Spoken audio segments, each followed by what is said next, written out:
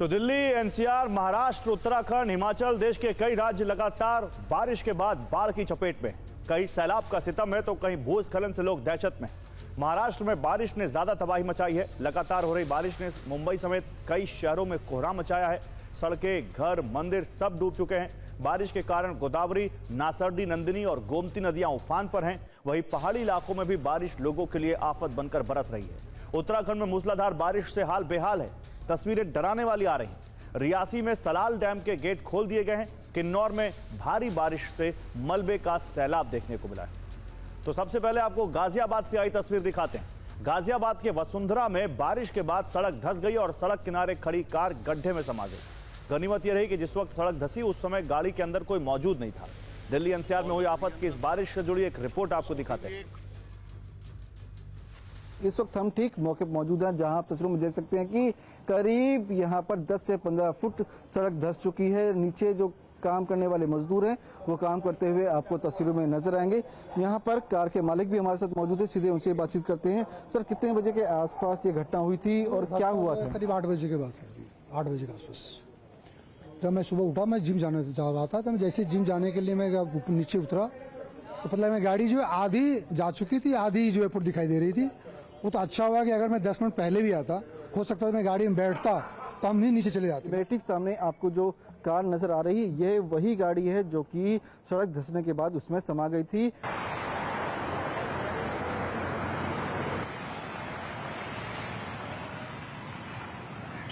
जो चौराहा है अतुल कटारिया चौक, उसकी है कि अतुल कटारिया चौक के चारों तरफ इस तरीके से लगभग आधे फीट से ज्यादा पानी भरा हुआ और गाड़ियां उसी पानी में से निकलने के लिए मजबूर है। सिविक एजेंसीज सबक नहीं लेती हैं। जब हर साल मानसून आता है यहाँ पर तो इसी तरीके से पानी भर जाता है। तमाम दावे सिविक एजेंसीज की तरफ से किए जाते हैं, लेकिन जब जब बारिश होती है गुड़गांव वालों के लिए ये बारिश आफत की बारिश बन जाती है और इसी तरीके से सड़कों पर कई फीट तक का पानी भर जाता है और लोगों की जो गाड़ियां हैं वो इसमें से निकलती हैं। ट्रैफिक जाम हो जाता है और ये ट्रैफिक जाम कई किलोमीटर तक पहुंच जाता है। और अब आपको ग्रेटर नोएडा वेस्ट यानी नोएडा एक्सटेंशन की एक सोसाइटी में लेकर चलते हैं। लगातार 48 घंटे की बारिश के बाद आम्रपाली गोल्फ होम्स सोसाइटी का बेसमेंट पानी से भर गया। एहतियात के तौर पर निवासियों से वाहनों को तुरंत बाहर निकालने की अपील की गई, क्योंकि पानी बढ़ने का खतरा लगातार बढ़ रहा है।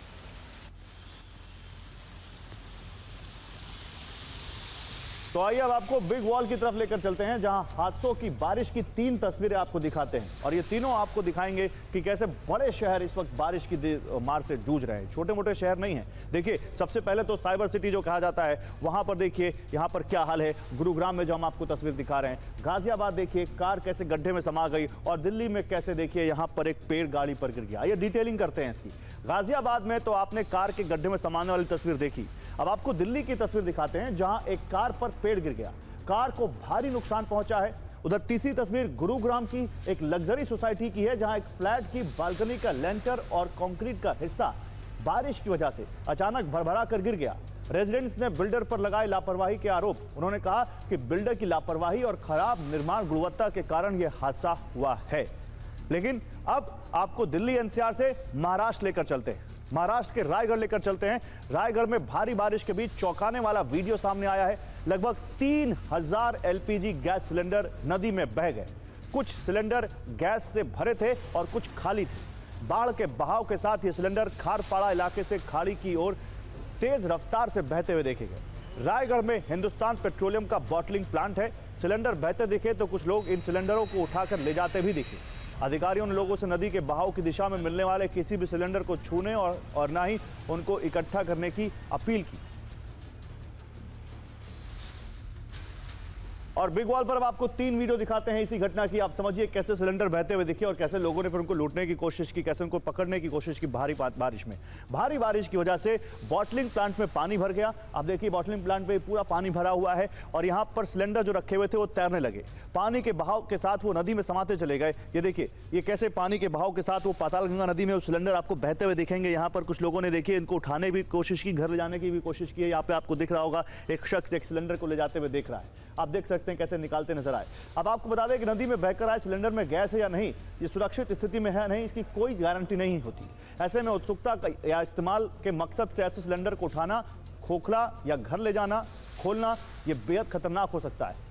इसलिए कहा जा रहा है कि सिलेंडर के लिए जो लूटमार मची है वो आपके लिए जानलेवा साबित हो सकती है। आपको अधिकारियों ने इसीलिए कहा है कि खुद आप कोई जोखिम ना उठाएं। लोग ऑटो में, गाड़ियों में सिलेंडर रखते दिखे जो ये बहकर आए थे, लेकिन ये खतरनाक भी हो सकता है। खैर, मुंबई में लगातार हो रही मूसलाधार बारिश ने आम लोगों की मुश्किलें और बढ़ा दी। सोशल मीडिया पर एक वीडियो तेजी से वायरल हो रहा है जिसमें लोग पानी में डूबी रेलवे ट्रैक के किनारे पैदल चलते दिखाई दे रहे हैं।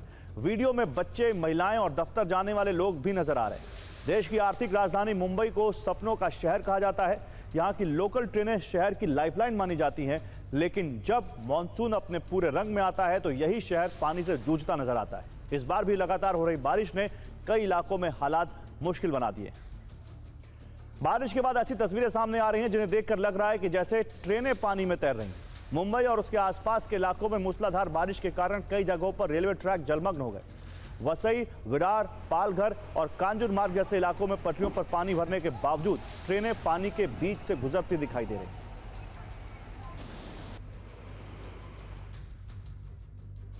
और अब पहाड़ों की तरफ रुख करते हैं। उत्तराखंड के टिहरी गढ़वाल में एक मकान लैंडस्लाइड की चपेट में आ गया। दरअसल इस मकान के ठीक नीचे एक होटल बन रहा था और बड़े पैमाने पर मिट्टी खोदी गई थी, जिसकी वजह से इस 2 मंजिला इमारत की जड़ खोखली हो गई थी।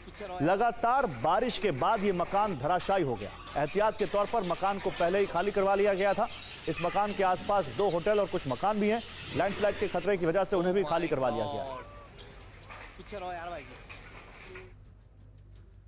जम्मू कश्मीर में लगातार हो रही बारिश का असर भी वैष्णो देवी यात्रा पर देखने को मिला है। अचानक त्रिकुटा पर्वत पर भूस्खलन हो गया। ऐसे में ये बिना देर किए पीछे की ओर हटे और बाल बाल बच गए। सोचिए अगर जरा सी देर होती तो क्या होता। एहतियातन बैटरी कार सेवा और खराब मौसम के चलते हेलीकॉप्टर सेवा को एहतियातन अस्थायी रूप से बंद कर दिया गया है। श्रद्धालुओं की सुरक्षा को ध्यान में रखते हुए श्री माता वैष्णो देवी श्राइन बोर्ड ने यह फैसला लिया है। और अगली तस्वीर हिमाचल प्रदेश से है, जहां पांगी इलाके में दिल दहला देने वाला लैंडस्लाइड हुआ है। पहाड़ का एक बड़ा हिस्सा सड़क पर गिर गया। गनीमत रही कि जिस वक्त लैंडस्लाइड हुआ उस वक्त ट्रैफिक रोक दिया गया था, नहीं तो बड़ा हादसा हो सकता था। और हिमाचल के ही किन्नौर की तस्वीर देखिए। किन्नौर के लिप्पा खड्ड इलाके में बारिश के बाद मलबे की भयंकर बाढ़ आ गई। पानी के साथ पत्थर और कीचड़ का सैलाब दिखाई दिया। नदी में पानी के साथ मलबा बहने और पुल टूटने का खतरा बन गया है। बाढ़ आने से लिप्पा गांव के वैली ब्रिज को नुकसान हुआ है। चंबा के बनी खेत में बीती शाम को भारी बारिश की वजह से बाजार में नाले में फ्लैश फ्लड आ गया और यहां एक बाइक भी बह गई।